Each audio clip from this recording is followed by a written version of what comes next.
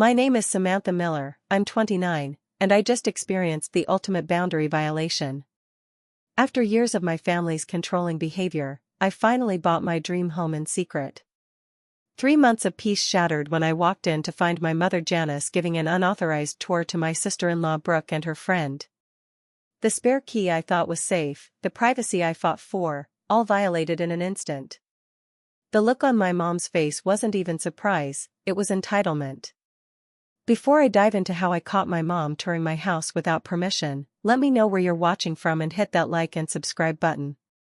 My privacy invasion story is about to show you why boundaries matter, even with family. To understand why buying a house in secret felt necessary, you need to understand my family. Growing up in the Miller household meant one thing above all else: privacy was a foreign concept. My mother Janice operated under the belief that family meant unrestricted access to everyone's lives. Closed doors were seen as personal affronts. Private conversations were interrupted. Diaries were accidentally found and read. "We don't keep secrets in this family," was her constant refrain, delivered with a smile that never quite reached her eyes. My father Thomas was more reasonable, but his conflict avoidance meant he rarely intervened. "That's just how your mother shows she cares," he'd say with a shrug when I complained about her latest invasion. My older brother Michael learned to navigate her behavior by simply surrendering all boundaries. He shared everything, asked for her opinion on everything, and eventually married Brooke, a woman who fit perfectly into our family's dysfunctional dynamic. Brooke quickly aligned herself with my mother, becoming not just a daughter-in-law but an extension of Janice's authority. "We're just looking out for you," they'd say in unison whenever I protested their meddling. By the time I graduated high school, I was desperate for escape. College provided temporary relief, but family visits turned into room inspections. My mother would reorganize my dorm room while I was in class, claiming she was just helping. Brooke would comment on everything from my choice of roommates to my class schedule, reporting back to my mother with concerns about my independence. After college, I took a job as a software developer that allowed me to move 30 minutes away, not far enough to cause family drama, but enough to establish some separation. I found a small apartment and invited them over once it was perfectly set up. That was my first mistake. "You should give us a spare key," my mother said immediately. "For emergencies." Against my better judgment, I did. The emergencies began immediately. My mother would drop by unannounced to deliver groceries I didn't ask for. Michael and Brooke would be in the neighborhood at 9 p.m. on a work night. Once, I came home to find my mother had replaced my shower curtain because she didn't like the one I had chosen. The old one had mold starting, she insisted, though I had cleaned it just days before. When I moved to a second apartment a year later, I didn't give out keys. This resulted in 3 months of guilt trips, with my mother frequently mentioning how hurt she was by my lack of trust. During a family dinner when I was particularly vulnerable after a breakup, I relented and gave her a key with clear instructions: emergency use only. 2 weeks later, I came home from work to find she had surprised me by rearranging my furniture and replacing all my kitchen towels. When I confronted her, she acted confused. "I thought you'd be happy. That setup was blocking your energy flow. And those old towels were falling apart." They weren't. The final straw came during my 3rd year as a software developer. I had been promoted to senior level, was financially secure, and had started therapy to address the anxiety my family dynamics had created. My therapist Dr. Carter had been helping me recognize the unhealthy patterns and establish boundaries. "Your home should be your sanctuary," she told me. "A place where you feel safe and in control." That concept was revolutionary to me. I realized I had never felt that way in any living space. Even in my current apartment, I felt like I was constantly preparing for inspection. I would pause before decorating, wondering if my choices would meet with my mother's approval. I would clean obsessively before family visits to avoid comments. I realized I was living for their validation, not my comfort.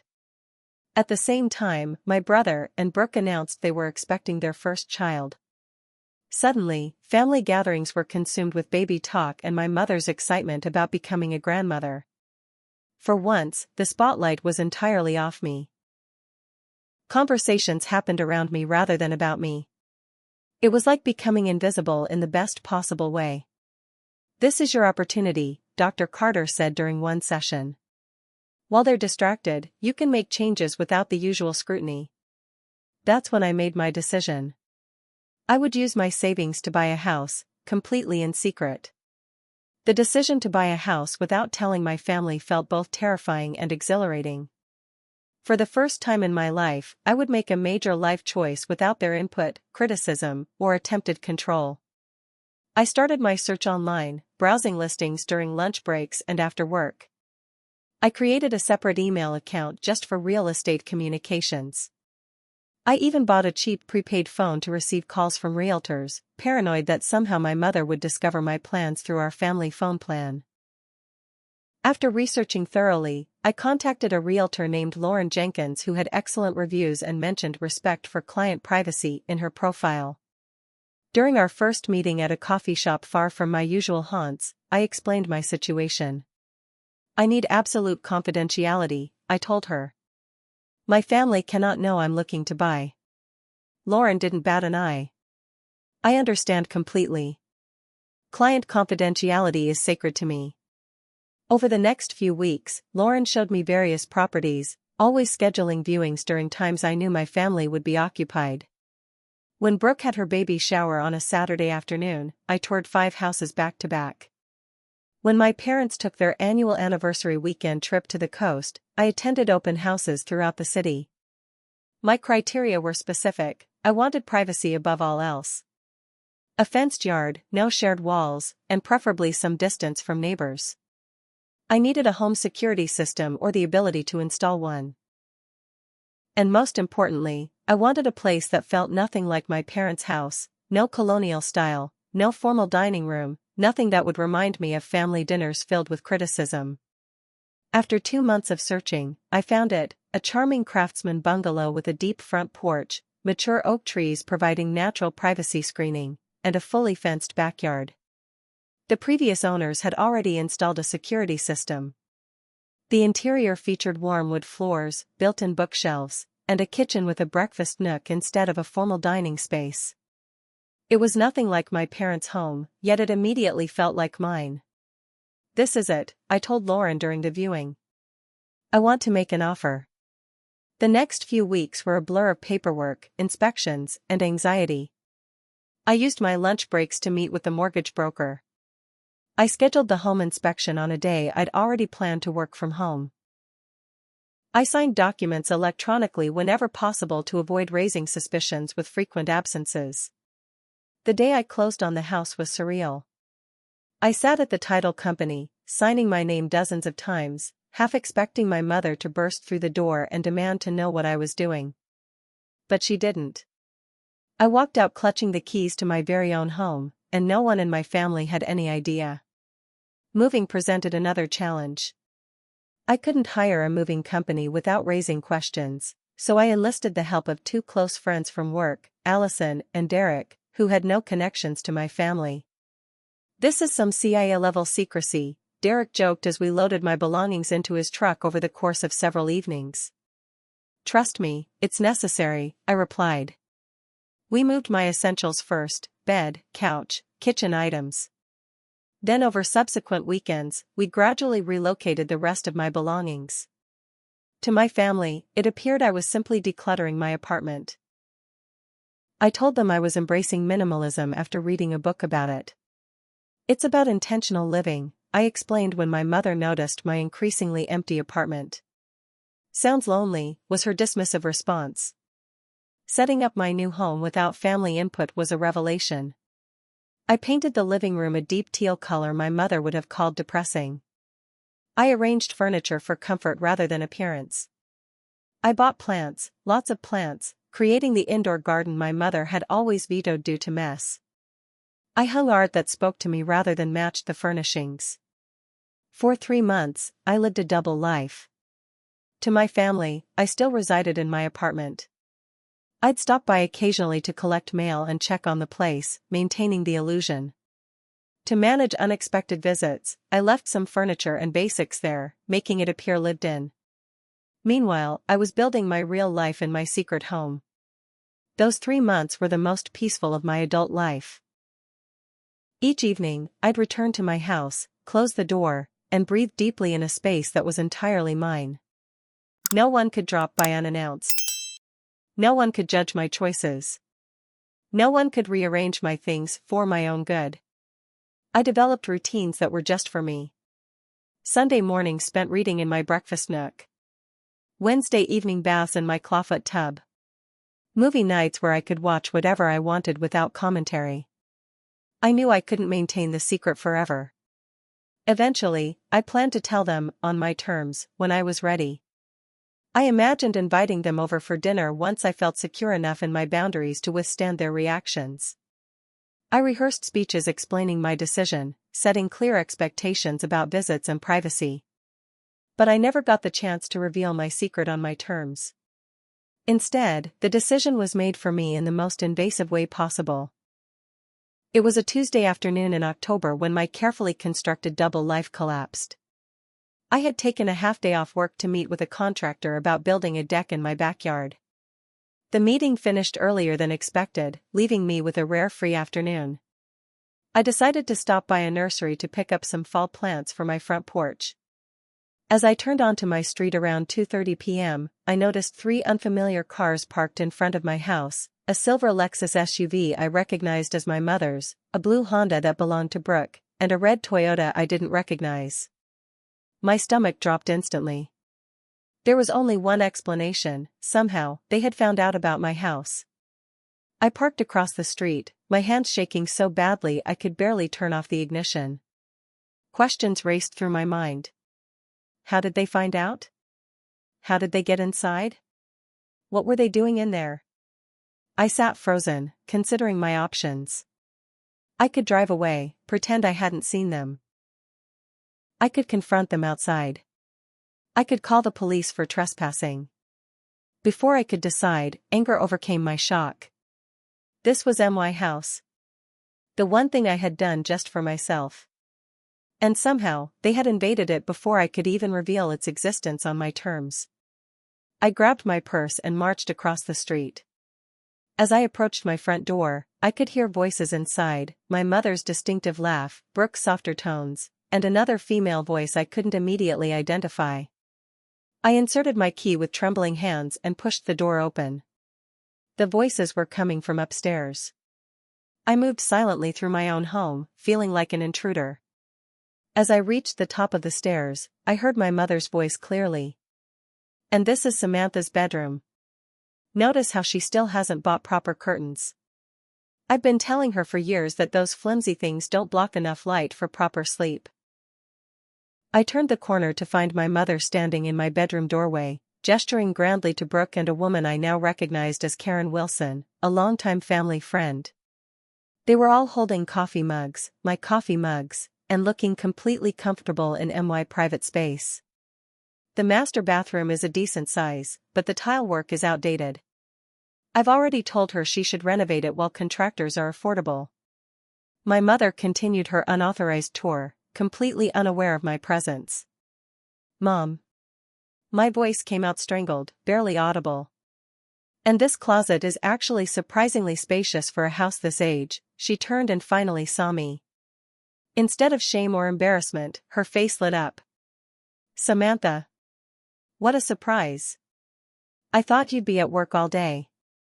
My body felt disconnected from my mind. I was simultaneously hot with rage and cold with shock.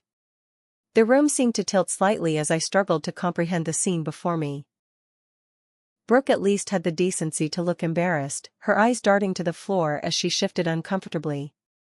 "Hey, Sam. We're just stopping by." Karen, clearly sensing the tension, attempted to disappear against the wall, clutching her mug like a shield. "What are you doing in my house?" I finally managed to ask, my voice eerily calm despite the storm raging inside me. "Well, when we found out you bought a place without telling us, I thought the girls would like to see it," my mother replied as if this were a completely normal explanation. Karen's daughter is looking to buy in this neighborhood, so I thought she might get some insights. How did you find out? And how did you get in? I demanded, still standing frozen at the threshold of my own bedroom. My mother waved her hand dismissively. Oh, Samantha, did you really think you could keep something like this secret? This is a small community. Brenda Thompson from my book club lives 3 streets over. She saw you moving in weeks ago and mentioned it. I couldn't believe you hadn't told us. As for getting in, she smiled with unsettling satisfaction. I've known where you keep your spare key for months. Under the planter by the back door isn't exactly Fort Knox, honey. The pieces clicked together with sickening clarity. I had given my friend Amy a spare key for emergencies and plant watering when I traveled for work. The key was supposed to be hidden securely. I don't have a spare key under any planter, I said slowly, the implications dawning on me. My mother's expression faltered slightly. Well, not anymore. I took the liberty of making a copy when I found it. For emergencies, of course. The word emergencies hit me like a physical blow. The same excuse, the same invasion, repeating throughout my life like a nightmare I couldn't escape. So you've been coming into my house without my knowledge? For how long? My voice had risen, echoing against the walls of the room I had painted myself, in colors I had chosen myself, in a house no one was supposed to know about. Don't be so dramatic, Samantha, my mother scoffed. I've just popped by occasionally to check on things. That's what mothers do. Brooke finally spoke up, her voice conciliatory. We were worried about you, Sam. All the secrecy isn't healthy. Family shouldn't keep secrets from each other. And that's when I noticed it, the small details that were wrong. The throw pillows on my bed were arranged differently than how I'd left them that morning. The books on my nightstand had been straightened. The jewelry box I always left closed was slightly open. This wasn't their first visit. Get out. The words came out with a calmness that surprised even me. My mother tilted her head, that familiar look of dismissal clouding her features. Samantha, don't be ridiculous. We're already here, and I thought we could all go to dinner after our little tour. Karen's husband is joining us too. I said, get out of my house. My voice rose with each word, the facade of calm crumbling rapidly. All of you, right now. Brooke stepped forward, hands raised in a placating gesture. Sam, come on. We understand you're surprised, but there's no need to overreact. Your mom was just excited to see your new place. Overreact? I repeated, disbelief coloring my tone. You broke into my home. You've been coming here behind my back. You're giving tours to people I didn't invite. And I'm overreacting? My mother sighed dramatically. Nobody broke in, Samantha. I have a key. And it's hardly behind your back when you're the one who kept this entire house a secret from your family. If anyone should be upset here, it's us. That was the moment something inside me snapped. Years of suppressed frustration, boundary violations, and invalidated feelings erupted all at once. This is exactly why I kept it a secret. I shouted, my voice bouncing off the walls. Because I knew you would never respect that this is my space. You would never understand that I have the right to privacy, to make decisions without your input, to have something that's just mine. Karen, clearly wishing she could dissolve into the hardwood floor, mumbled something about waiting in the car and began edging toward the hallway. You stay right there, I said, pointing at her without taking my eyes off my mother. I want witnesses to this. I want someone outside this family to see exactly what I've been dealing with my entire life. My mother's face flushed with anger and embarrassment. You're being completely irrational. This is how families work, Samantha. We're involved in each other's lives. We help each other. We don't keep secrets. No, this is how our family works, Mom. This is how you work. Normal families respect boundaries. Normal mothers don't make copies of keys without permission. Normal families don't invade each other's spaces. I turned to Brooke, whose expression had shifted from embarrassment to defensive anger. And you? You're supposed to be family too. Would you be okay with me breaking into your house while you're at work? Going through your things? Bringing strangers to look at your bedroom? That's different, she insisted. We don't hide things from each other. Michael and I are transparent with the family. You mean you surrender to her control? I fired back. And that's your choice. But I made a different one. I chose privacy.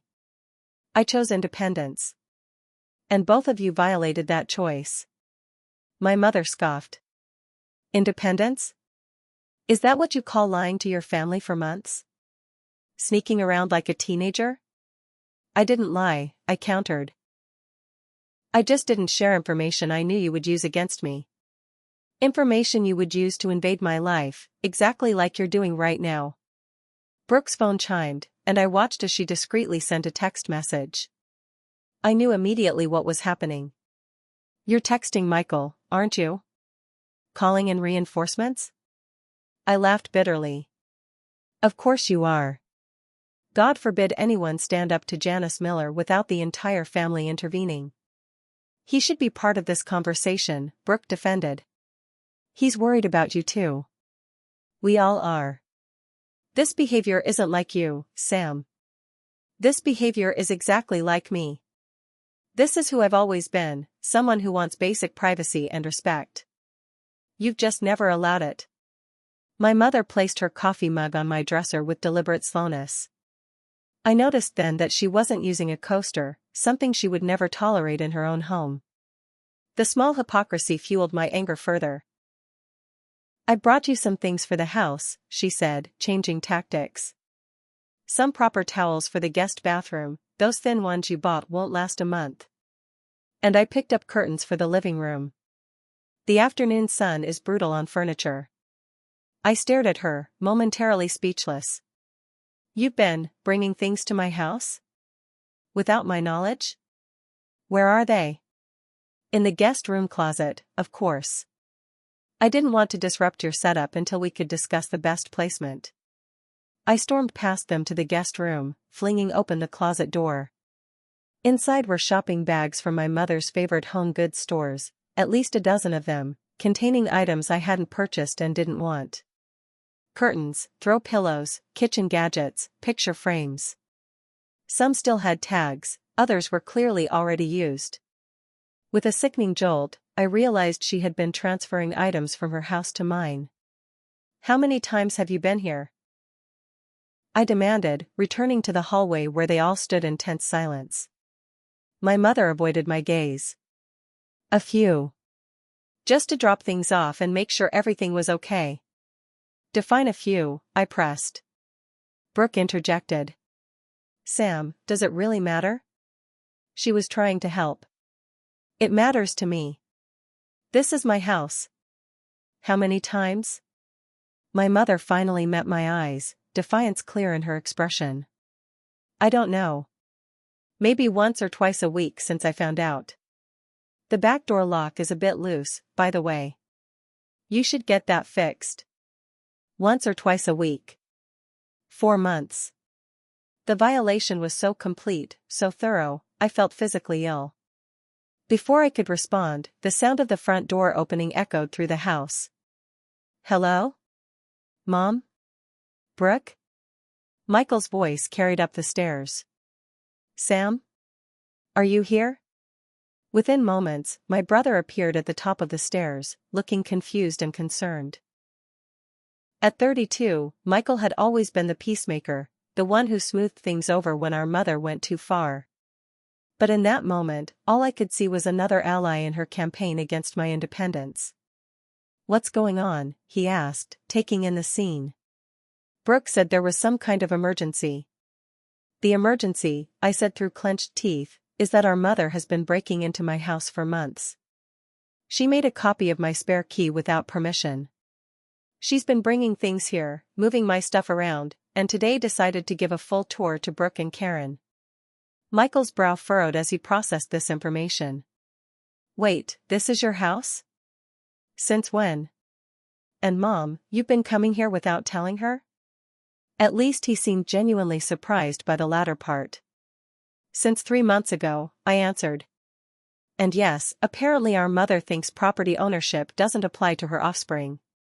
My mother threw up her hands in exasperation. "For heaven's sake, both of you are acting like I committed some kind of crime. I'm your mother. I was helping. I didn't ask for help," I shouted, my composure completely abandoned now. "I didn't want help. What I wanted, what I have always wanted, was respect for my choices and my space." Michael stepped between us, hands raised. "Okay, everyone needs to calm down. We can talk about this rationally." "There is nothing rational about this situation," I said, my voice quivering with anger. "And I'm done talking. I want all of you out of my house right now." "Samantha," my mother started, her tone shifting to the wounded martyr I knew so well. "You can't possibly think this is an appropriate way to get out." I enunciated each word with deadly precision. "Or I swear to God, I will call the police and report you for breaking and entering." A shocked silence fell over the room. Even Karen, who had been trying to become one with the wallpaper throughout this exchange, gasped audibly. "You wouldn't dare," my mother whispered, genuine fear crossing her features for the first time. I pulled out my phone and held it up. "Try me. One more word that isn't goodbye, and I'm dialing 911. Michael, ever the mediator, quickly intervened. Okay. We're leaving. Mom, Brooke, Karen, let's go. Sam needs some space, and we should respect that." My mother's face hardened into a mask of hurt and indignation, an expression I had seen countless times when her control was challenged. "I have never been so disrespected in my life. After everything I've done for you." I said nothing, merely holding up my phone with my finger hovering over the keypad. Slowly, reluctantly, they filed past me toward the stairs. Michael gave me a look that mixed concern with disappointment, the family peacekeeper seeing his role rendered impossible. Brooke avoided eye contact entirely. Karen mumbled an apology as she rushed past, clearly mortified to have been caught in our family drama. My mother was the last to leave, pausing at the top of the stairs to deliver a final blow. "When you come to your senses and realize how childishly you behaved, you know where to find us. Though I don't expect an invitation to your housewarming party anymore." The irony of her statement was so absurd I almost laughed. Instead, I followed them downstairs, watching with grim satisfaction as they gathered their purses and jackets. My mother picked up a small shopping bag I hadn't noticed sitting by the door. "I brought you that jam you like from the farmer's market," she said, thrusting it toward me like a peace offering. "But I suppose you don't want that either." I didn't take it. "Leave your key on the counter." Her eyes widened. "But what if there's an emergency? Then you can call me like a normal person." "Key. Now." With theatrical reluctance, she reached into her purse, removed her key ring, and detached my house key. She placed it on the counter with a sharp click that seemed to echo through the silent house. As they filed out the door, I stood firm, watching until all 3 cars pulled away from the curb. Then I closed my front door, locked it, and slid to the floor, shaking with adrenaline and emotion. In the silence of my violated sanctuary, I finally allowed myself to cry. The moment the last car disappeared from view, the full weight of what had transpired crashed over me. My body shook with a combination of rage, violation, and something deeper, a profound sadness that my own family could so completely disregard my boundaries. I sat on the floor of my entryway for nearly an hour, alternating between angry tears and stunned silence. When I finally gathered enough strength to stand, I moved through my house with new eyes. What had been my sanctuary now felt contaminated. I noticed things I hadn't seen in my initial shock: a candle on my coffee table that wasn't mine, a different arrangement of books on my shelves, a throw blanket I had never purchased draped over my couch. My mother had been slowly transforming my home into an extension of hers, one unauthorized visit at a time. The thought propelled me to my phone. With shaking fingers, I found the number for a 24-hour locksmith and scheduled an immediate appointment.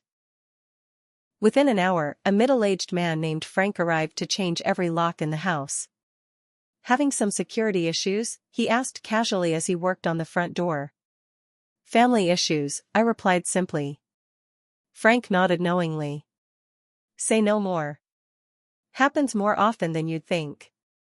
By the time I'm done, only your keys will work. While waiting for him to finish, my phone exploded with notifications. 12 missed calls, 5 from my mother, 4 from Michael, 2 from Brooke, and 1 from my father. 23 text messages ranging from my mother's wounded "I can't believe you would treat me this way" to Michael's more measured "we need to talk about this rationally." Even my father, who rarely got involved in family conflict, had sent a brief "call your mother. She's upset." I silenced my phone and set it aside. I couldn't deal with them yet, not when the violation was so fresh, not when my emotions were so raw. After the locksmith left, I found myself unable to relax in my own space. Every room held evidence of my mother's intrusions. In the kitchen, I discovered my spice rack had been reorganized alphabetically, something I never did. In my office, the pens in my desk drawer had been arranged by color. In my bathroom, new hand towels had replaced mine. The most disturbing discovery came when I checked my bedside drawer. Inside, I kept a personal journal, nothing particularly secret, just daily thoughts and reflections my therapist had encouraged me to write down. The journal wasn't in the exact position I had left it. With growing horror, I flipped through the pages and found small pencil marks in the margins that weren't mine. My mother had not only found my journal but had apparently been reading it regularly enough to keep track of her place. This violation pushed me over the edge again. I grabbed my phone and, bypassing my family's messages, called my friend Amy. "They've been in my house," I said when she answered, my voice breaking. 4 months. My mother made a copy of the spare key I gave you. What? Sam, I swear I had no idea, Amy responded, shock evident in her voice. I never showed her where it was kept. I never told anyone. I know, I assured her, realizing how accusatory I had sounded. I don't blame you. She must have followed you or watched you use it. I feel terrible, Amy said. I should have been more careful. It's not your fault. It's hers. It's always been hers. I explained everything that had happened that afternoon, including the confrontation and threats to call the police. Do you want me to come over? Amy offered. You shouldn't be alone right now. I considered it briefly but declined. No, I need to reclaim my space somehow. But, would you mind if I stayed at your place tomorrow while a security company installs a new system? I don't want to be here when they might try to return. The next morning, I contacted a home security company and scheduled an immediate installation. I took the day off work and watched as they installed sensors on every door and window, set up motion detectors, and mounted cameras at the front and back entrances. The technician showed me how to monitor everything from my phone and set personalized access codes. No one gets in without you knowing about it now, he assured me. That evening, after the security team left, I performed a thorough sweep of my home. I collected everything my mother had brought in, the curtains, towels, kitchen gadgets, decorative items, and packed them into boxes. I rearranged furniture back to my original layout. I reclaimed each room, methodically erasing the evidence of her presence. As I worked, my phone continued to buzz with messages from my family. The tone had shifted from concern and indignation to guilt-tripping and emotional manipulation. Dad's blood pressure is elevated from all this stress, my mother texted. We're having a family dinner Sunday. Your absence will hurt everyone, came from Michael. The baby was asking where Aunt Sam was, Brooke wrote about her 6-month-old who definitely wasn't asking any such thing. I didn't respond to any of them. Instead, I called Dr. Carter and scheduled an emergency therapy session for the following day. When I finally fell into bed that night, exhausted from the emotional and physical labor of reclaiming my space, I felt simultaneously empowered and terrified. I had stood up to my family more forcefully than ever before, but I knew the fallout was just beginning. As I drifted into an uneasy sleep, the security system's small green light blinked reassuringly in the darkness, a technological boundary my mother couldn't cross. The next week passed in a blur of avoidance and fortification. I went to work, came directly home, and spoke to no one except Amy and Dr. Carter. My family's messages grew increasingly desperate, then angry, then resigned. Extended family members I rarely spoke with suddenly texted me with concerns about what we're hearing. Family friends reached out offering to mediate the situation. "Your mother is building an army," Dr. Carter observed during our session. This is a common response when someone with controlling tendencies loses their power. They recruit allies to help regain control. "What do I do?" I asked, feeling overwhelmed by the coordinated pressure. "You maintain your boundaries," she replied firmly. "And you decide when and how you want to address this, on your terms, not theirs." After 10 days of silence, I finally felt strong enough to face them. But I would do it my way, not theirs. After 2 weeks of complete radio silence with my family, I knew I couldn't avoid them forever. While the distance had given me valuable perspective and time to process my feelings with Dr. Carter, it had also allowed tensions to simmer and grievances to solidify on both sides. If I wanted any kind of relationship with my family moving forward, and despite everything I needed to establish clear, uncompromising boundaries. With Dr. Carter's guidance, I carefully planned my approach.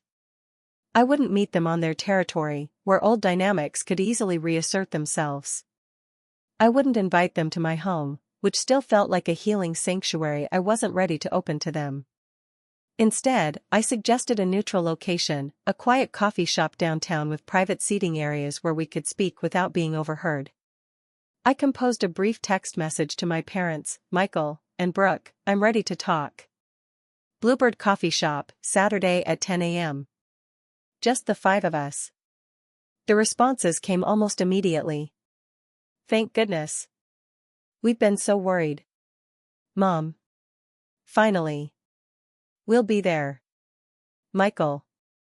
Looking forward to resolving this. Dad." Brooke simply sent a thumbs up emoji. I spent the days leading up to Saturday rehearsing what I would say, anticipating their reactions, and preparing responses. Dr. Carter and I role-played various scenarios, with her taking on the roles of my family members. "Remember, this isn't a negotiation," she reminded me. "These are your boundaries, not suggestions they can counteroffer on." Saturday morning arrived crisp and clear. I dressed carefully in an outfit that made me feel confident: dark jeans, a blue blouse, and the leather jacket I'd bought to celebrate my promotion last year. I arrived at the coffee shop 20 minutes early to secure the right table and settle my nerves. They arrived together, a unified front as always. My father looking uncomfortable but resolute, my mother with the martyred expression she'd perfected over decades, Michael with his diplomatic face on, and Brooke hovering slightly behind them, her role as supporting character clearly established. "Samantha," my mother said, moving as if to hug me. I took a subtle step back and gestured to the chairs. "Let's sit." The momentary flash of hurt in her eyes triggered my instinctive guilt, but I pushed it aside. This meeting wasn't about making her comfortable, it was about establishing necessary change. After they were seated and a barista had taken their orders, an awkward silence fell over the table. They clearly expected me to start, to apologize, to make amends for my overreaction. Instead, I waited, allowing the uncomfortable silence to stretch until my father finally broke it. "Sam, we're glad you reached out. These past weeks have been difficult for everyone." I nodded. "They have. But they've also been necessary. I needed time to process what happened and decide how to move forward." My mother couldn't contain herself any longer. "Samantha, while I understand you were upset about our visit, threatening to call the police on your own mother was completely out of proportion. I'd barely slept since." I held up my hand, surprising myself with my own authority. More surprisingly, she actually stopped talking. "I didn't ask to meet so we could debate whether my reaction was proportionate. I asked to meet to tell you how things will work moving forward if you want to have a relationship with me. Michael shifted uncomfortably. That sounds pretty one-sided, Sam. It is one-sided, I agreed calmly. Because this is about my home, my privacy, and my boundaries. Those aren't up for family vote or committee decision. My mother's face flushed. So you've called us here to deliver ultimatums? After weeks of ignoring our calls and messages while we worried ourselves sick. I've called you here to be clear about what I need to feel safe and respected, I corrected. Whether you see those as ultimatums is up to you. I pulled a small notebook from my purse, not because I needed notes, but because the physical act helped center me. First, no one enters my home without an explicit invitation from me. Not for emergencies, not to drop off gifts, not because you were in the neighborhood. An invitation means I have verbally or in writing asked you to come over on a specific date at a specific time. My mother began to protest, but my father placed a hand on hers, silently encouraging her to listen. Second, no one gets a key to my house. The locks have been changed, and a security system has been installed. If you try to enter without permission, I will be notified immediately. Brooke finally spoke up. That seems extreme, Sam. What if there's a real emergency? Then you call me. If I don't answer, you call emergency services. Like you would for any other adult in your life. I continued, my voice steady. Third, my decisions about my home, how it's decorated, organized, or maintained, are mine alone. No more comments about my curtains or towels or furniture arrangement. No more bringing items I didn't ask for. No more rearranging my belongings. My mother couldn't contain herself any longer. This is ridiculous. Every family helps each other with these things. When you have children of your own, you'll understand. Mom, I interrupted, this isn't about whether families help each other. It's about asking before helping. It's about respecting no as a complete answer. It's about recognizing that I'm an adult who gets to choose how I live, even if you would choose differently. My father, who had been quietly observing, finally spoke. What happens if these terms aren't met? I met his gaze directly. Then I will drastically reduce contact until they are. I won't subject myself to relationships that don't include basic respect for my autonomy. And yes, if anyone tries to enter my home without permission again, I will treat it as the breaking and entering that it is. The threat hung in the air between us. My mother's eyes filled with tears. Whether genuine or tactical was impossible to determine after years of emotional manipulation. I can't believe it's come to this, she said, her voice breaking. All I've ever done is love you and try to take care of you. For once, her tears didn't immediately trigger my guilt and need to comfort her. I know you believe that, Mom. But love without respect isn't healthy. Care without boundaries isn't actually supportive. I'm not asking you to stop loving me or caring about me, I'm asking you to do it differently. Michael, ever the peacemaker, leaned forward. Sam, I understand you're hurt. But isn't there a compromise here? Maybe scheduled visits? Or a mutual agreement about when Mom can come over? I shook my head. This isn't a negotiation, Michael. I'm telling you what I need to feel safe and respected. You all get to decide whether you can accept those terms. And the tracking app? My mother asked suddenly. Will you at least keep that active so we know you're safe? I stared at her, momentarily confused. What tracking app? The flash of panic across her face told me everything. She hadn't meant to reveal this. On your phone, she admitted reluctantly. I added it when you got your new iPhone last year. It was for safety, Samantha. So many young women living alone. You've been tracking my location? The revelation shouldn't have shocked me given everything else, but somehow this violation felt even more personal. For over a year? Only when we were worried about you, she insisted. Like when you needed to know I wasn't home so you could break into my house? The pieces clicked together with sickening clarity. That's how you knew when to visit, isn't it? You watched my location to see when I was at work. Her silence was confirmation enough. I pulled out my phone, opened the settings, and began searching for unfamiliar apps. Sure enough, I found a family safety app one had never knowingly installed. With my family watching, I deleted it, then opened my location sharing settings and turned everything off. "This stops now," I said, my voice low but firm. "All of it." Brooke, who had been relatively quiet, suddenly spoke up. "Sam, I owe you an apology." Her words surprised everyone, including me. "I shouldn't have gone to your house without your permission. It wasn't right, and if someone did that to me, I'd be furious too." Her unexpected acknowledgement created a small crack in the tension. My mother looked betrayed by this defection, but my father nodded slowly. "I think we all owe you an apology, Sam," he said. "Your mother and I come from a different generation with different ideas about family privacy. But that doesn't make what happened okay." My mother's expression hardened, then crumpled. For perhaps the first time, I saw genuine realization in her eyes, not just that she had upset me, but that she had truly violated my trust. "I don't know how to be a mother any other way," she whispered, more to herself than to me. "You can learn," I said, gentler now. "We can all learn better ways to be family to each other. But it starts with respect." The conversation continued for another hour. There were more tears, more defenses, more explanations. But slowly, gradually, something shifted. No one stormed out. No one delivered ultimatums of their own. By the time we finished our second round of coffee, a fragile, tentative understanding had formed. "I can't promise I'll never slip up," my mother finally said. "These habits are decades old." "I'm not expecting perfection," I assured her. "I'm expecting effort and respect for the boundaries I've set. And consequences when they're crossed." As we prepared to leave, my father hugged me gently. "I'm proud of you, Sam," he murmured.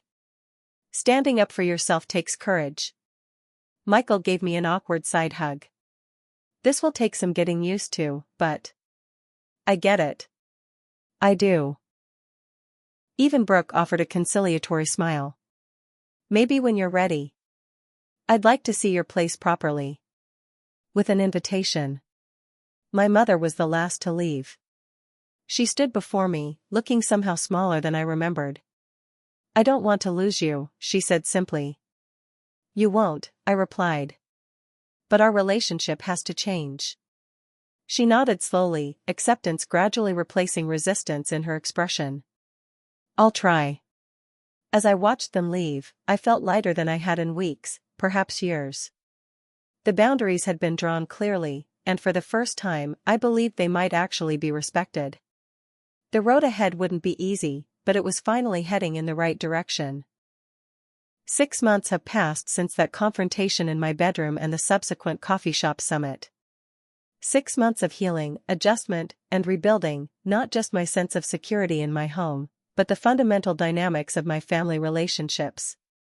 The transformation has been gradual but profound. My house truly feels like my sanctuary now. I painted every room, selecting colors that speak to me rather than worrying about anyone else's approval. I've arranged and rearranged furniture until each space flows exactly as I want it to. I've filled my bookshelves with titles I love, without concern for how they might be judged by visitors. The security system has remained in place, though its purpose has evolved from protection against invasion to simple peace of mind. Most importantly, I've reclaimed the psychological ownership of my space. I no longer hesitate before hanging artwork, wondering if it will meet with criticism. I don't instinctively straighten up when I hear a car in my driveway, bracing for unexpected visitors. I dance in my kitchen, sing in my shower, and sometimes leave dishes in the sink overnight, small freedoms that represent massive victories over the internalized surveillance I lived with for so long. My relationship with my family has evolved in ways both challenging and rewarding. True to her word, my mother has been trying, not always succeeding, but genuinely trying, to respect my boundaries. The first month was the hardest. She called daily, often with transparent excuses, clearly struggling with the new limitations on her involvement in my life. There were passive-aggressive comments, guilt trips, and occasional testing of boundaries. I was just in the neighborhood and thought I'd drop off this plant texts that I consistently met with gentle but firm redirection. "I'd love to see you, Mom. How about we plan for Saturday afternoon instead?" Gradually, the frequency of these attempts diminished. She learned that my boundaries weren't punishment but protection, that my love for her remained even as I required respect. Our interactions became more intentional, more meaningful. When I finally invited my parents over for dinner 3 months after our confrontation, my mother actually asked before opening my kitchen cabinets to help with plates, a small gesture that represented enormous growth. My father has become an unexpected ally in this journey. After decades of passive acceptance of my mother's controlling behavior, he seems to have found his own voice as well. I overheard him gently redirecting her when she started speculating about my dating life during a family dinner. "Janice, remember what Sam said about personal questions? Let's respect that." The look of surprise on both their faces suggested this was new territory for them as well. Michael and I have reached a new understanding too. During a rare siblings-only lunch, he confessed that watching me establish boundaries had inspired him to examine the dynamics in his own marriage. "Brooke and I have started couples therapy," he admitted sheepishly. "Turns out, some of Mom's patterns had crept into our relationship too. I don't want our kid growing up with the same intensity we did." Speaking of Brooke, she has been the most surprising development in this journey. Without my mother's influence dominating our interactions, we've discovered we actually have things in common.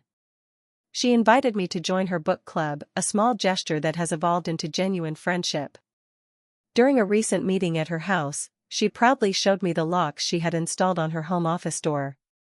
"My space, my rules," she said with a meaningful smile. Michael's learning to knock. Not all relationships have survived this transformation. Family friend Karen, who witnessed that fateful confrontation, has maintained a polite distance. My Aunt Linda, my mother's sister and staunch defender, still makes pointed comments about modern children who don't respect family traditions. I've learned to accept these losses as necessary collateral damage in the war for my autonomy. But I've gained so much more than I've lost.